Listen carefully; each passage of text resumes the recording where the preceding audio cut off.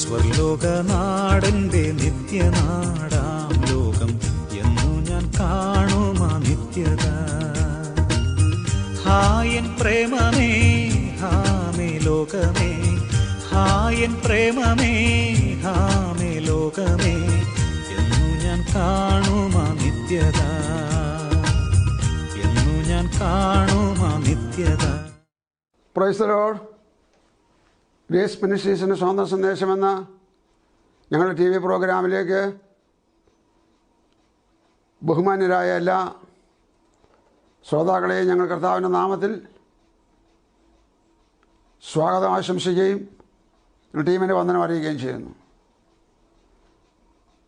മുന്നാഴ്ച നമ്മൾ 2 എപ്പിസോഡുകളിലായി ചിന്തിച്ചത് ഈ ഭൂമിയിൽ ദൈവത്തിന് എന്തുണ്ട്, അതിനോടനുബന്ധമായി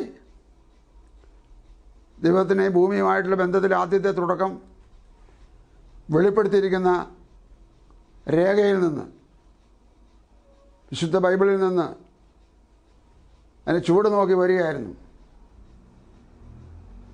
അതിൻ്റെ ആരംഭം, അതിൻ്റെ വേര് പരിശോധിക്കുകയായിരുന്നു. അങ്ങനെ വരുമ്പോൾ നമ്മൾ കണ്ടത് ദൈവത്തിൻ്റെ സാദൃശ്യ സ്വരൂപത്തിലൊരു മനുഷ്യനെ ഉണ്ടാക്കി,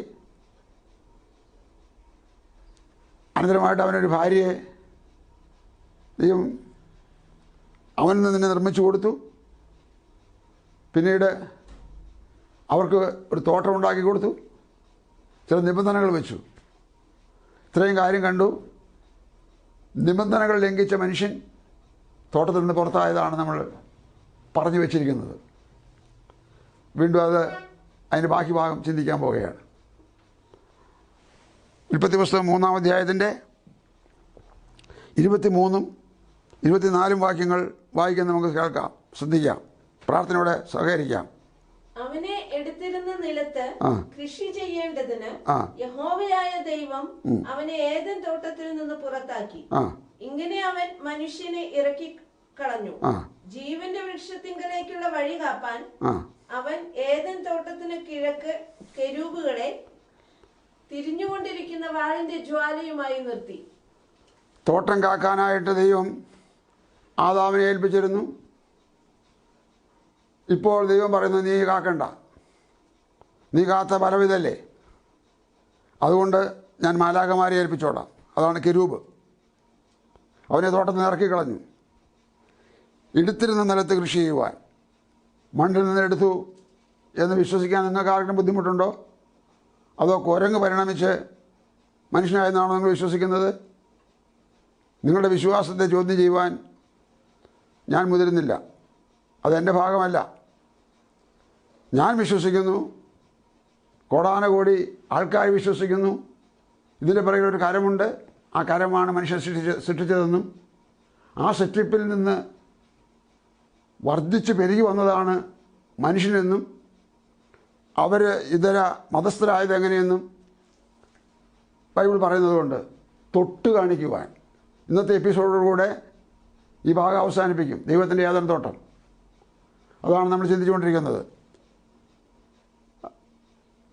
അപ്പോസ്തലർ പ്രവൃത്തി 17-ാം അധ്യായം അതിന് 26, 27 വാക്യങ്ങൾ. ഭൂതലത്തിലെങ്ങും കുടിയിരിപ്പാൻ, ശ്രദ്ധിച്ചോളി, എല്ലാവരും ശ്രദ്ധിച്ചോളി. സങ്കല്പമല്ല, ഊഹാഭോഗമല്ല, ഏകദേശമല്ല, നിരൂപണമല്ല, ആധികാരികമായ അരുളപ്പാട്, ആധികാരികമായ പ്രസ്താവന, ആധികാരികമായ പ്രഖ്യാപനം. ഭൂതലത്തിലെങ്ങും കുടിയിരിപ്പാൻ. വായിച്ചോളെ. ഭൂതലത്തിലെങ്ങും കുടിയിരിപ്പാൻ അവൻ ഒരുത്തനിൽ നിന്ന് മനുഷ്യജാതിയെ ഒക്കെയും ഉളവാക്കി. ഒരുത്തനിൽ നിന്ന് മനുഷ്യജാതിയൊക്കെയും ഉളവാക്കി. ആ ഒരുത്തനായ ആദമിൽ നിന്നാണ് ഹവ്വയെ ദൈവം ഉരുവാക്കിയത്. തലമുറ തലമുറ കൈമറിഞ്ഞ് വന്നിരിക്കുന്നു. അടുത്ത വാക്യം വായിക്കണം. അവരുടെ നിവാസത്തിന് അതിരുകളും കാലങ്ങളും നിശ്ചയിച്ചു. മനുഷ്യരുടെ നിവാസത്തിന് അതിരുകൾ, കാലങ്ങൾ നിശ്ചയിച്ചു. സൂര്യൻ അതിൻ്റെ ഭാഗം, ചന്ദ്രൻ അതിൻ്റെ ഭാഗം, നക്ഷത്രങ്ങൾ അതിൻ്റെ ഭാഗം. അങ്ങനെ ദൈവത്തിൻ്റെ സ്കെച്ചിൽ, പ്ലാനിങ്ങിൽ, ദൈവത്തിൻ്റെ മുൻ നിർണയപ്രകാരം ഇതൊക്കെ ഉണ്ടാക്കി. പിന്നെ അവർ ദൈവത്തെ തപ്പി നോക്കി. അവർ ആദാമിൻ്റെ ജനം, സന്തതികൾ, ആദാമിൻ്റെ തലമുറകൾ അവർ ദൈവത്തെ തപ്പി നോക്കി കണ്ടെത്തുമോ എന്ന് വെച്ച് അവനെ അന്വേഷിക്കേണ്ടതിന് തന്നെ. ദൈവത്തെ കണ്ടെത്തുമോ എന്നത് വേണ്ടി അവനെ അന്വേഷിക്കുകയാണ്, ജനം അന്വേഷിക്കുകയാണ്. ഞാൻ എങ്ങനെ പറയണം നിങ്ങളോട്? സല്യൂട്ട് ചെയ്ത് പറയണമോ? കാല് പിടിച്ച് പറയണമോ? സ്നേഹത്തോടെ, സൗമ്യതയോടെ, വിനയാന്വിതനായി ഈ തിരുവെഴുത്ത് പ്രകാരം പറയണമോ?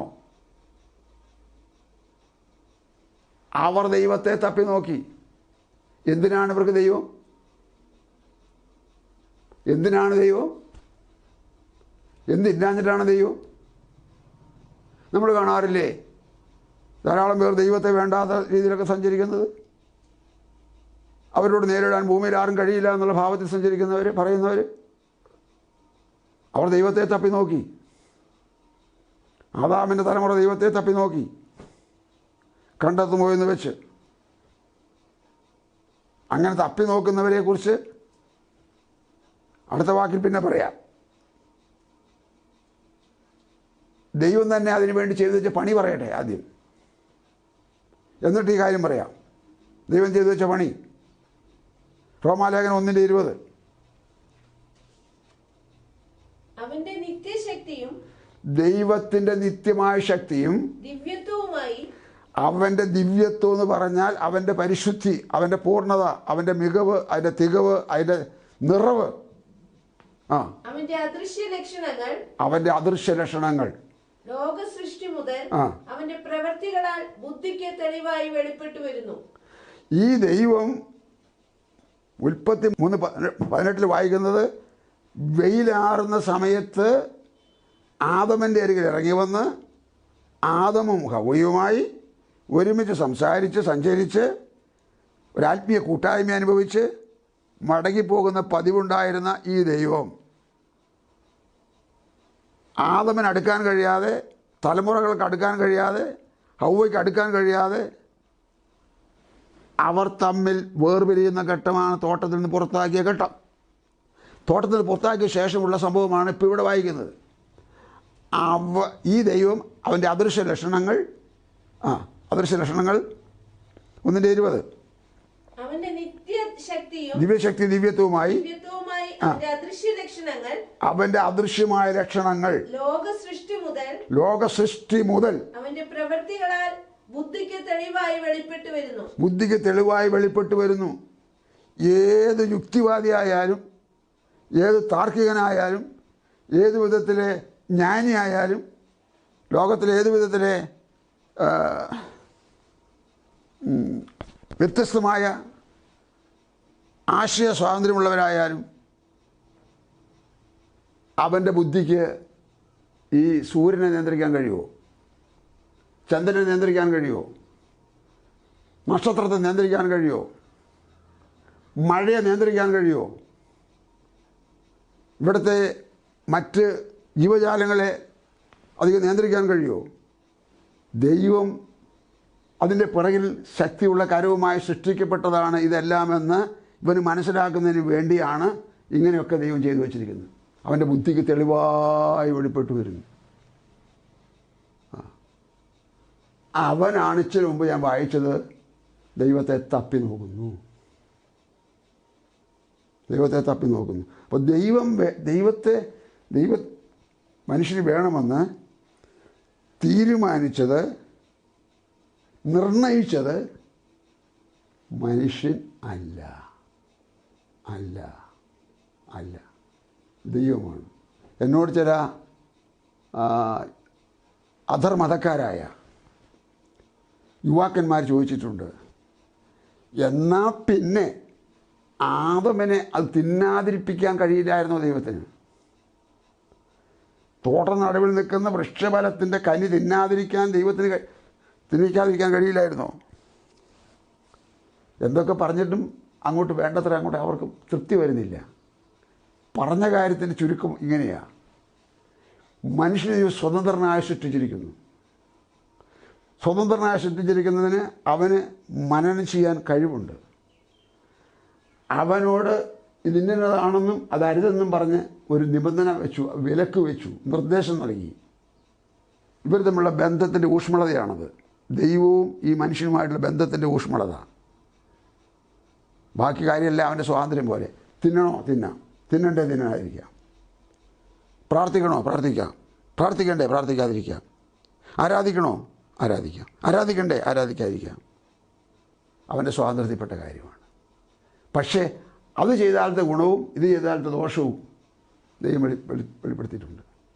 ഏത് തിരഞ്ഞെടുക്കണം, ഏത് തിരഞ്ഞെടുക്കണം, അത് ഇവൻ്റെ മാത്രത്തെ ബാധ്യതയുള്ള കാര്യമാണ്. ഇനി നമുക്ക് അപ്പോസ്തലപ്രവൃത്തി 17 തിരിച്ചു പോകണം. തിരിച്ചു പോകുമ്പോൾ അവിടെ പറഞ്ഞ കാര്യം നോക്കാം. ആ പറഞ്ഞ കാര്യത്തിൽ 17-27 മാത്രം വായിക്കാം. അവർ ദൈവത്തെ തപ്പി നോക്കി കണ്ടെത്തുമോ എന്ന് വെച്ച് അവനെ അന്വേഷിക്കേണ്ടതിന് തന്നെ അവൻ നമ്മിൽ ആർക്കും അകന്നിരിക്കുന്നവനല്ല താനും. ഇതേ ഈ കേൾവിക്കാരായ എൻ്റെ മിത്രങ്ങളോട്, സഹോദര സഹോദരിമാരോട്, എൻ്റെ ശ്രോതാക്കളോട് ഞാൻ വളരെ താല്പര്യമായി ചോദിക്കുക: ദൈവത്തെ തപ്പി നോക്കുന്നവരോട് എന്താ മറുപടി? എന്താ മറുപടി? നിങ്ങളിപ്പോൾ കേരളത്തിലാണെങ്കിൽ ദൈവം ഡൽഹിയിലാണോ? നിങ്ങൾ ഡൽഹിയിലാണെങ്കിൽ ദൈവം കേരളത്തിലാണോ? ദൈവത്തിന് അതിരുണ്ടോ? ദൈവത്തിന് പരിധിയുണ്ടോ?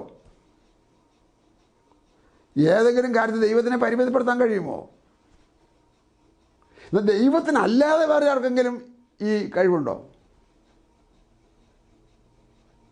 ഉണ്ടെങ്കിൽ അത് തെളിവായിട്ട് എനിക്ക് വെളിപ്പെടുത്തി തരൂ, ഞാൻ നിങ്ങളുടെ കൂടെ വരാം, അല്ലെങ്കിൽ ഇത് മനസ്സിലാക്കൂ. അവൻ നമ്മിൽ ആർക്കും അകന്നിരിക്കുന്നവനല്ലല്ലോ. ഒരു മനുഷ്യൻ ഒരു അത്തിമരത്തിന് ചുവട്ടിരിക്കുകയായിരുന്നു. ഒരു സമയത്ത് വേറൊരാൾ കൂട്ടി അവിടെ അവൻ്റെ അടുത്ത് ചെന്ന് അവനെ കൂട്ടി യേശുവിൻ്റെ അടുക്കൽ കൊണ്ടുവന്നു. യേശു അവനോട് പറഞ്ഞു, ഇവൻ സാക്ഷാൽ ഇസ്രായേലിനാണ്, ഇവനിൽ കപടമില്ല. ഹൃദയങ്ങളെ വായിക്കുന്ന കർത്താവിന് അവൻ ആരാണെന്ന് എന്താണെന്ന് അറിയാം. അവൻ ചോദിച്ചു, എന്നെ എങ്ങനെ അറിയും? നീ അത്തിയുടെ കീഴിലിരിക്കുമ്പോൾ എനിക്ക് നിന്നെ അറിയാം. ഇവനൊരു അത്ഭുതമായി തോന്നിയത്. എന്തൊരു മഹാപുരുഷാരം, അല്ലെങ്കിൽ മഹാബലി പുരുഷനാണ് യേശു. അത്തിയുടെ കീഴിലിരുന്നപ്പോൾ എനിക്ക് നിന്നെ അറിയാം. യേശു ഒരു വഴി നടന്നു പോകുമ്പോൾ ഒരു മരത്തിൻ്റെ ചുവട്ടിൽ കൂടെ പോയി. അതൊരു അത്തിമരമായിരുന്നു. അത്തിമരത്തിൻ്റെ മുകളിൽ ഒരാളിരിക്കുന്നുണ്ട്. യേശുവിനെ അവൻ കണ്ടിട്ടില്ല. എനിക്ക് അവൻ യേശുവിനെ ഒന്ന് കാണണം. ഉയരത്തിൽ ഇച്ചിരി കുറവാണ്, പക്ഷേ അവൻ ആൾ ഓൾറെഡി ശരിയല്ല എന്ന് പറഞ്ഞാൽ ശരിയൊക്കെ മറ്റ് പല കാര്യങ്ങളും കൈവശമുണ്ട്, സ്വത്തുണ്ടാക്കാൻ വേണ്ടി, ധനമുണ്ടാക്കാൻ വേണ്ടി. യേശു ആ മരത്തിൻ്റെ ഇവിടെ ചെന്നപ്പോൾ മുകളിലേക്ക് നോക്കി. നേരെ പോയ യേശു കൃത്യം പോയിന്റിലെത്തിയപ്പോൾ യേശു മുകളിലേക്ക് നോക്കി. യേശു മുകളിലേക്ക് നോക്കിയിട്ട് പറഞ്ഞു, അവനെ സ്വീകരിച്ച് കഴിഞ്ഞപ്പോൾ അവൾക്ക് സ്നാനപ്പെടണമെന്നൊരാഗ്രഹം. അവളുടെ കാര്യം അവളുടെ മോളോട് പറഞ്ഞു. മോള് നേരത്തെ സ്നാനപ്പെട്ടിട്ടുള്ളതാണ്. ഈ സഹോദരിക്ക് നല്ല സുഖമില്ല. ഇവള് സർക്കാരിൽ ജോലി ഉണ്ടായിരുന്നൊരു പെണ്ണായിരുന്നു. എൻ്റെ പെങ്ങളെന്ന് പറയുന്ന സഹോദരി. അവൾ മോളോട് പറഞ്ഞു, മോള് ഒരു സാഹചര്യം ഒരുക്കി. അപ്പനവിടെ അടുത്ത് തന്നെ ഉണ്ട്. അപ്പോൾ ഇവളൊരിക്കൽ സാഹചര്യം, ഈ അമ്മയ്ക്ക് പെൻഷൻ വാങ്ങാനായിട്ട് ട്രഷറി പോകണം. അമ്മയ്ക്ക് വയ്യ, സുഖമില്ല, തന്നെ പോകാനും വയ്യ. അവളൊന്ന് അപ്പനോട് പറഞ്ഞു, അപ്പച്ചാ ഞാൻ അമ്മച്ചിയും കൊണ്ട് പോയി പെൻഷൻ വാങ്ങിയിട്ട് വൈകുന്നേരം ആകുമ്പോൾ കൊണ്ടുവന്ന് വിടാം. അപ്പോൾ സന്തോഷമായി. പെൻഷൻ കിട്ടിയിട്ട് കൊണ്ടുവരികയാണെങ്കിൽ, എന്തെങ്കിലും കൊണ്ടുവരികയാണെങ്കിൽ അതും കൂടെ വാങ്ങി ഷാപ്പിൽ കൊടുക്കാം. ഒരാളിങ്ങനെ ഒരാളങ്ങനെ. ഇവിടെ അമ്മയും കൂട്ടി കൊണ്ടുപോയി. അവളുടെ വീട്ടിൽ പ്രാർത്ഥനക്കാരെ വിളിച്ചു കൂട്ടിയിട്ടുണ്ടായിരുന്നു. അവളുടെ വീടിൻ്റെ മുകളിലെ വാർക്കപ്പുറത്ത് വെള്ളം വീട്ടിലേക്ക് നിറയ്ക്കുന്ന ടാങ്ക് ഉണ്ടായിരുന്നു. വാട്ടർ ടാങ്ക് ഫുള്ളായിട്ട് വെള്ളം അടിച്ചിട്ടാവുന്നത്. അവിടെ ചെന്ന് പ്രാർത്ഥനാ സ്ഥലത്ത് അമ്മേനെ ഇരുത്തി. അമ്മ സാക്ഷിയൊക്കെ പറഞ്ഞു, പ്രാർത്ഥിക്കുകയൊക്കെ ചെയ്തു, പ്രതിഷ്ഠിച്ചു. അമ്മയ്ക്ക് സ്നാനപ്പെടണമെന്ന് ആവശ്യപ്പെട്ടു. അവിടുത്തെ പാസ്റ്റർ ഈ വാട്ടർ ടാങ്കിൽ അമ്മയെ സ്നാനപ്പെടുത്തി. 4 മണിയായപ്പോഴത്തേനും കാര്യങ്ങളെല്ലാം ക്ലോസായി. ഇവിടുന്ന് കൊണ്ടുപോയ വണ്ടിയിൽ അവൾ തിരിച്ച് അമ്മയെ കൊണ്ടുവന്ന് വീട്ടിൽ വിട്ടിട്ട് പോയി. പെൻഷൻ അടുത്ത മാസം ഒന്നിച്ച് വാങ്ങാമെന്ന് പറഞ്ഞു അമ്മയോട്. സ്വോത്രം. കോഴിക്കോട് വലിയ ആസ്പത്രിയിൽ നിന്ന് ഡിസ്ചാർജ് ചെയ്ത അമ്മയാണ്. വലിയ പ്രതീക്ഷയില്ലെന്ന് പറഞ്ഞാണ് വിട്ടത്. എന്തു ആകട്ടെ, ദൈവത്തെ അറിയുവാൻ നിനക്ക് മനസ്സുണ്ടോ? ദൂരത്തല്ല, അവൻ അരികത്താ.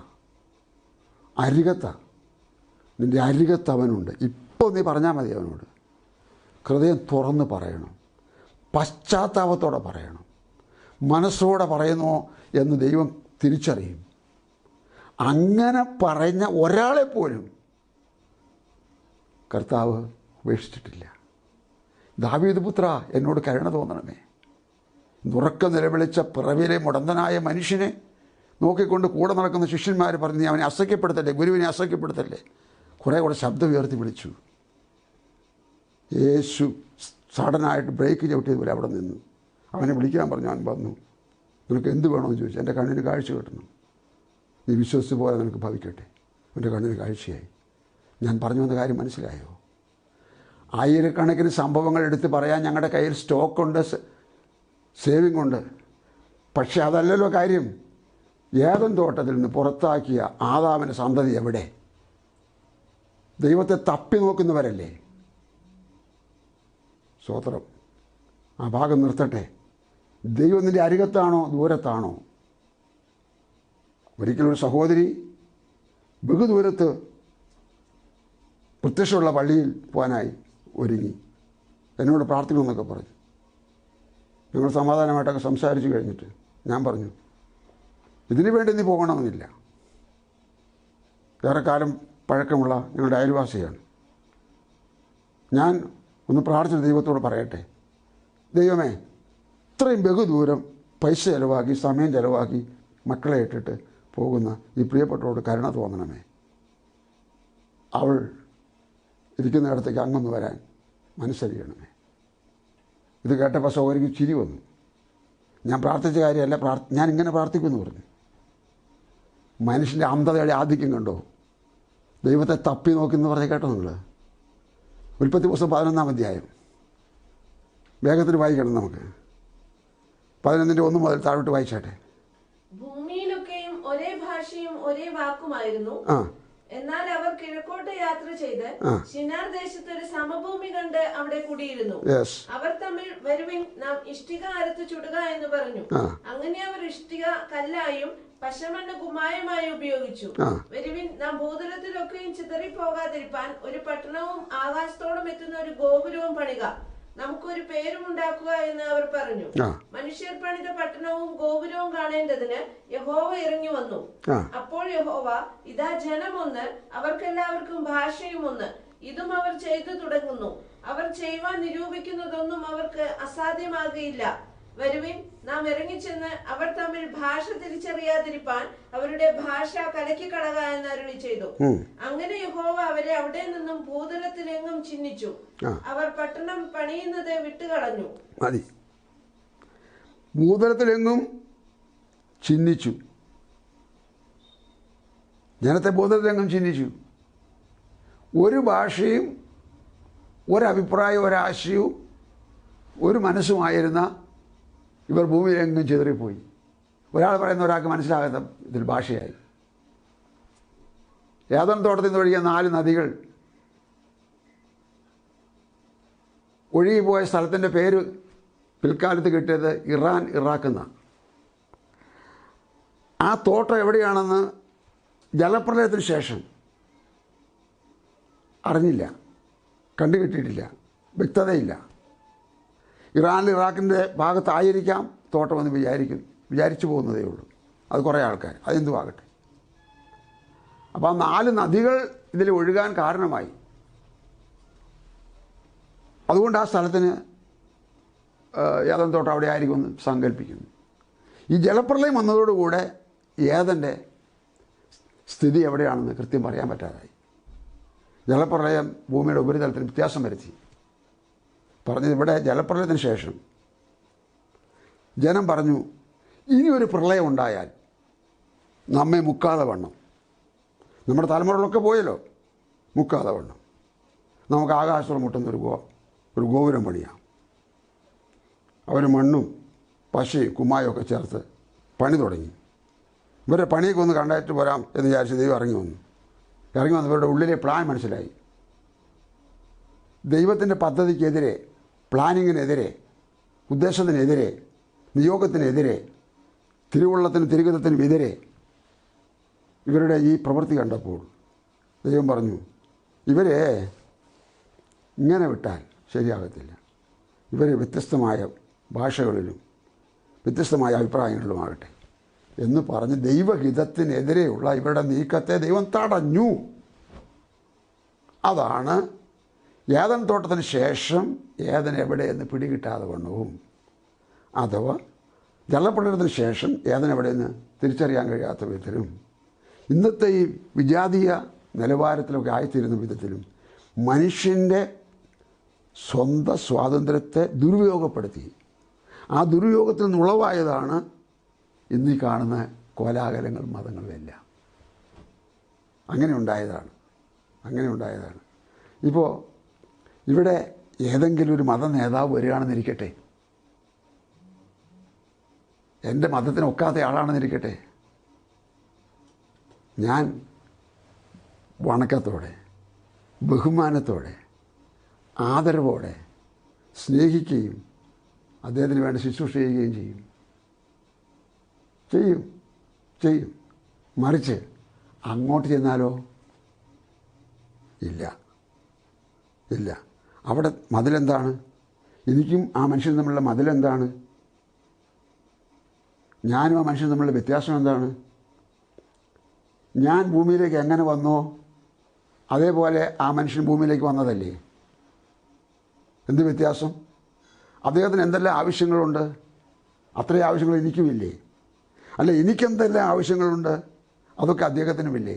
ഞങ്ങൾ തമ്മിൽ എന്താണ് ഇങ്ങനെ മതിലിനപ്പുറപ്പുറമായത്? എന്താണ് ആയത്? നിങ്ങളിങ്ങനത്തൊക്കെ ചിന്തിക്കാറുണ്ടോ? ഇതെല്ലാം മനുഷ്യൻ്റെ കയ്യിലിരിക്കുന്ന കുസൃതികൾ കൊണ്ട്, ദുരുപായങ്ങൾ കൊണ്ട് മനുഷ്യനുണ്ടാക്കിയ സൃഷ്ടിപ്പുകളാണിതെല്ലാം. ദൈവം അങ്ങനെയല്ല. അവർ ദൈവത്തെ തപ്പി നോക്കി. അവൻ നമുക്ക് ആർക്കും അകന്നിരിക്കുന്നവനല്ലല്ലോ. അവർക്ക് ദൈവത്തെ ആവശ്യം വന്നല്ലോ, അന്വേഷിച്ചല്ലോ. എന്താണ് അതിൻ്റെ അർത്ഥം? അതിനർത്ഥം മനസ്സിലാക്കുക. സൃഷ്ടിപ്പിനകത്ത്, ആദാമിനെ സൃഷ്ടിച്ച സൃഷ്ടിപ്പിനകത്ത് തുടർന്നുള്ള തലമുറകൾ ആ ബ്ലഡ് വഴി, ആ DNA വഴി, ആ പാരമ്പര്യം വഴി വന്നിട്ടുള്ളതിൻ്റെ അകത്ത് അറിയേണ്ടത്, ഗ്രഹിക്കേണ്ടത്, സകല മനുഷ്യരും ആ ബ്ലഡ് വഴി വന്നതായതുകൊണ്ട് അവരുടെ ഉള്ളത്തിൻ്റെ ഉള്ളിൽ അവരുടെ സൃഷ്ടാവിനെ തേടുന്ന ഒരു ദ്വരയുണ്ട്. സൃഷ്ടാവെന്ന് പറയുന്നത് ദൈവമാണ്. ദൈവത്തെ അന്വേഷിക്കുന്ന ഒരു ദ്വരയുണ്ട്. സ്നേഹിത, സഹോദരി, അമ്മച്ചി, അപ്പച്ച, നിങ്ങൾക്ക് നഷ്ടം വന്നത് ഭൂതലത്തിൽ കാണുന്ന ഒന്നുമല്ല, ദൈവത്തെയാണ് നഷ്ടം വന്നത്.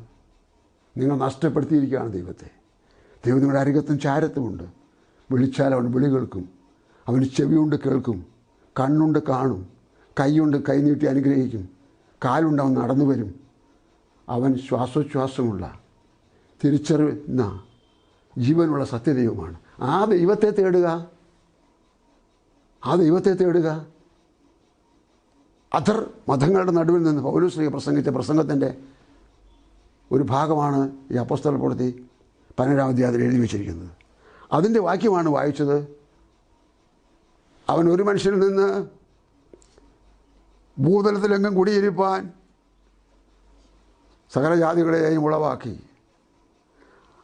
അവരുടെ ആവശ്യങ്ങൾക്ക് അതിരുകളും കാലങ്ങളും നിയമിച്ചു.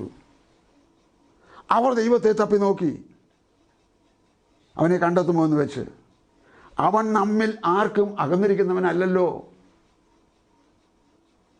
ഇത്രയും സൗകര്യകരമായ നിലയിൽ ഉറപ്പായ വിധത്തിൽ ചിട്ടയായ നിഷ്ഠയായ ചട്ടമായ കൃത്യമായ പദ്യമായ വിധത്തിൽ ഈ കർത്താവിനെ പരിചയപ്പെടുത്തിയിട്ട് നിങ്ങളുടെ മനസ്സങ്ങോട്ട് ചായുന്നില്ല അല്ലേ? വേണ്ട, ദൈവത്തിന് നഷ്ടമില്ല, എനിക്ക് നഷ്ടമില്ല, മറ്റാർക്കും നഷ്ടമില്ല. കേട്ട നിങ്ങൾക്കേ നഷ്ടമുള്ളൂ. ഈ കേട്ടതിനൂടെ കണക്ക് ചോദിക്കും ദൈവം. കേട്ടിട്ട് എന്തുകൊണ്ട് മനം തിരിഞ്ഞില്ല? യേശു ആദ്യം ഭൂമിയിൽ വാ തുറന്ന് പറഞ്ഞത്, ശുശ്രൂഷ തുടങ്ങിയപ്പോൾ വാ തുറന്ന് പറഞ്ഞത്, കാലം തികഞ്ഞു, ദൈവരാജ്യം സമീപിച്ചിരിക്കയാൽ മാനസാന്തരപ്പെട്ട് സുവിശേഷത്തിൽ വിശ്വസിപ്പീൻ. മാനസാന്തരപ്പെട്ട് സുവിശേഷത്തിൽ വിശ്വസിക്കണം. സുവിശേഷത്തിൽ വിശ്വസിച്ച് മാനസാന്തരപ്പെടുകയല്ല. മാനസാന്തരപ്പെടുക എന്ന് പറഞ്ഞാൽ പാപിയായ എൻ്റെ അനന്തര അവസാന ഫലം നിത്യനാശമാകുന്ന നരകമാകുന്ന മരണമാണ്, രണ്ടാം മരണമാണ്.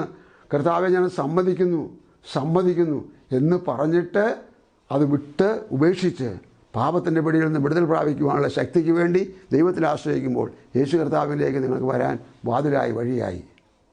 യേശു കർത്താവ് ആത്മാവിനാൽ നിങ്ങളുടെ ഹൃദയത്തെ ക്രിയാത്മകമായ നിലയിൽ തന്നെ ഒരു സർജറി ചെയ്യും. അത് ഇവിടുത്തെ കത്തിയും വാളും വടിയും കൊണ്ടൊന്നുമല്ല, മറിച്ച് പാപബോധം വരുത്തുന്ന വിധത്തിൽ ഹൃദയത്തെ കല്ലായുള്ള അനുഭവത്തിൽ നിന്ന് മാംസമായുള്ള അനുഭവത്തിലേക്ക് നിങ്ങളുടെ ചേഞ്ചാക്കുന്ന, മാറ്റം വരുത്തുന്ന ഒരു സർജറി അവൻ ചെയ്ത് നിങ്ങളെ സന്തോഷത്തിലേക്ക്, ആ സന്തോഷത്തിൻ്റെ ഉത്തമസുഖമായ പർദീസയിലേക്ക് കൊണ്ടുവരും. ധനവാനോട് ചോദിച്ചാൽ അവൻ പറയും, എൻ്റെ പൊന്നെ ആരും ദയവ് ചെയ്ത് ഇങ്ങോട്ട് വരല്ലേ, മരിച്ച് മൺമറഞ്ഞ് പാതാളത്തിൽ കിടക്കുന്ന ധനവാൻ പറയുന്നതാണ്. അവൻ്റെ കൂടെ ഉണ്ടായിരുന്ന ദരിദ്രനായ ലാസർ പറയും, ആര് വരുന്നെങ്കിലും ഇവിടെ ഇഷ്ടം പോലെ സ്ഥലമുണ്ട്, ഞാൻ അബ്രഹാമിൻ്റെ വഴിയിൽ വിശ്രമിക്കുകയാണ്, ഇങ്ങോട്ട് പോരൂ. ഒരുത്തൻ പറയുന്നത് ഇങ്ങോട്ട് വരില്ലേ. ഇവിടെ ഉള്ളവർ പറയുന്നത് ഞാൻ അങ്ങോട്ടേ പോകത്തുള്ളൂ, ഞാൻ മുമ്പേ പോയവരുടെ പുറകെ പോകത്തുള്ളൂ.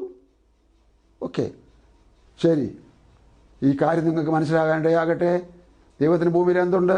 ഒരു ഏദൻ തോട്ടമുണ്ടായിരുന്നു, ഒരു ആദാമുണ്ടായിരുന്നു, ഒരു ഹവ്വയുണ്ടായിരുന്നു. ഇപ്പോൾ എന്തുണ്ട്? അവന് സന്തതി പരമ്പര മുഴുവനുമുണ്ട്. ബാക്കി കാര്യം അടുത്ത എപ്പിസോഡ് മുതൽ നമുക്ക് ചിന്തിക്കാം. കർത്താവ് സഹായിക്കട്ടെ, അനുഗ്രഹിക്കട്ടെ. സ്വർഗീയ പിതാവേ, യേശുവിൻ്റെ നാമത്തിൽ ഈ സന്ദേശം കേട്ടവരായ ശ്രോതാക്കളുടെ ഹൃദയങ്ങളോട് ദൈവം ഇടപെടണമേ.